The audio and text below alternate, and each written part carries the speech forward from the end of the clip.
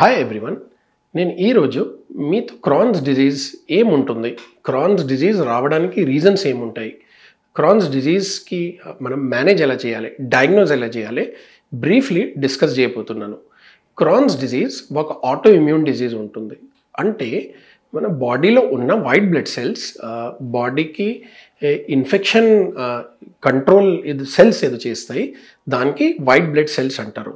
ఈ white blood cells ఇన్ఫెక్షన్ని, రకరకాల బ్యాక్టీరియాని, రకరకాల వైరస్ని కిల్ చేస్తుంది, రకరకాల ట్యూమర్స్ని కూడా కంట్రోల్ చేస్తాయి. కానీ ఆ వైట్ బ్లడ్ సెల్స్ మన బాడీకి తోడుగా, మన బాడీకి అగెయిన్స్ట్గా యాక్ట్ చేస్తే దానివల్ల మనకు ఆటో ఇమ్యూన్ డిజీజెస్ రావచ్చు. అంటే ఆటో ఇమ్యూన్ డిజీజెస్ అంటే మన వైట్ బ్లడ్ సెల్స్ మన బాడీ సెల్స్కి అగెయిన్స్ట్గా యాక్ట్ చేస్తుంది. నార్మల్గా అట్లా అవ్వదు, కానీ ఈ ఆటో ఇమ్యూన్ కండిషన్స్లో ఇట్లా అవుతుంది. బాడీలో ఏ పార్ట్ ఇన్వాల్వ్ అయితే దాని ప్రకారంగా ఆ డిజీజ్ పేరు ఉంటుంది, దాని ప్రకారంగా దానికి సిమ్టమ్స్ అండ్ ట్రీట్మెంట్ ఉంటుంది. క్రాన్స్ డిజీజ్లో వైట్ బ్లడ్ సెల్స్ బాడీకి ఇంటెస్టైన్ అంటే పేగుల మ్యూకోజా, పేగుల లైనింగ్ ఉంటుంది, దానికి అగెయిన్స్ట్గా యాక్ట్ చేస్తాయి.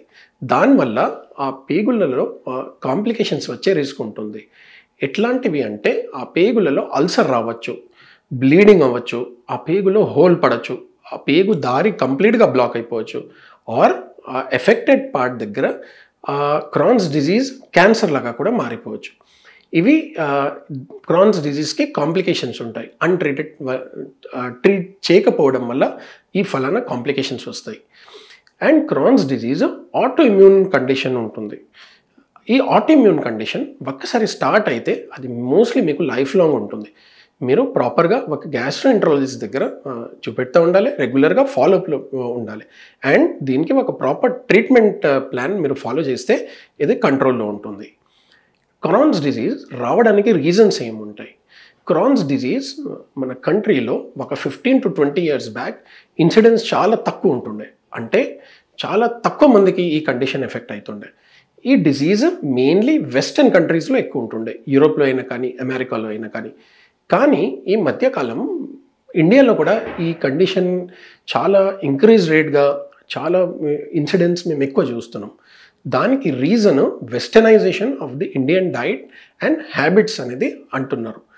దానికి మీనింగ్ ఏమంటే మన డైట్, ఇండియన్ డైట్ చాలా హై ఎనర్జీ డైట్ మనం తినడం వల్ల, జెనెటికలీ మాడిఫైడ్ డైట్ తినడం వల్ల, అవుట్ సైడ్ ఫుడ్ ఎక్కువ తినడం వల్ల క్రాన్స్ డిజీజ్ వచ్చే రిస్క్ ఉంటుంది.